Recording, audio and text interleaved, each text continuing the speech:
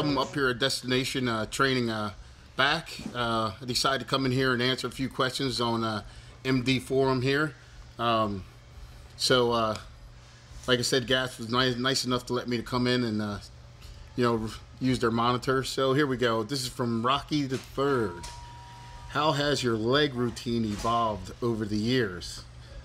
Good question. Well, over the years I learned a lot from a lot of trainers like Charles Glass, Milos Sarchev, and now Dennis James, as well as George Farah, and then also the way myself and Branch Warren train. So over the years, training with those trainers, as well as training with my workout partner, my leg routine has evolved because I've learned so many different ways to hit them and at so many different angles, and it's no secret that my legs are probably my worst body part I have. So I always have to come up with some scheme, to make it a little bit different so I can hit them a little bit differently. So I'm shocking them to make a difference, in each workout.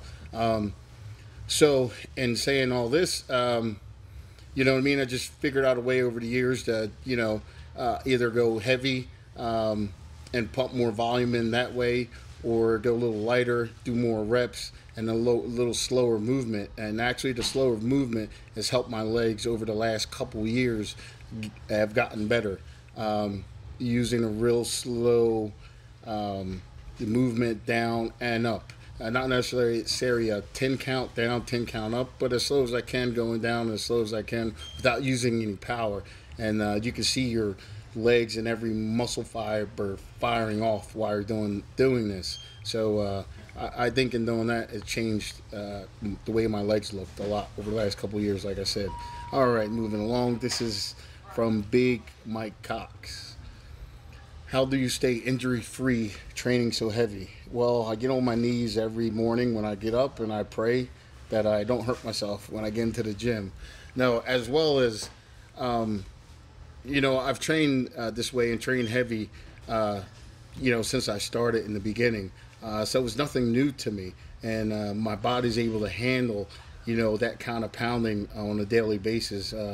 I recommend for beginners, if you haven't trained this way or trained as a power lifter, over 2 or 3 years, then I would start off really easy, pretty light, and not, pound your body so much in the beginning. Work yourself into it.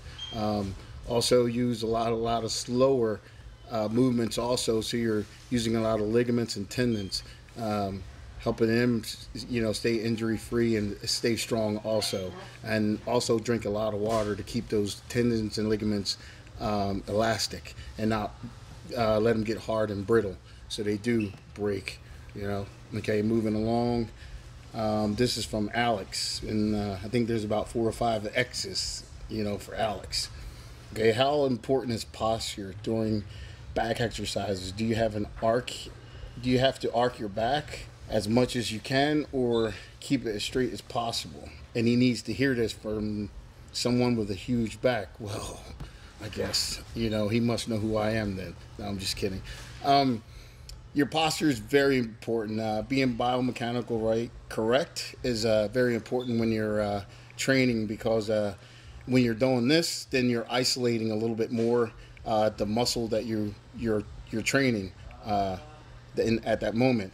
Also, you're not mixing in other muscles and tendons and ligaments into the exercises when you're not swinging or swaying or something like this, or picking up momentum, helping you with the weight. So you're going more strict when you keep your back as straight as possible and keeping the movement as strict as possible. You really shouldn't arc your back if it's possible, because that's put more strain on your lower back, and that's never any good for anyone. So those are the questions here on MD Forum. Like I said, I'm here at Destination Gas Clothing. Hope you enjoyed this. I did. We'll talk to you next time. John Jackson.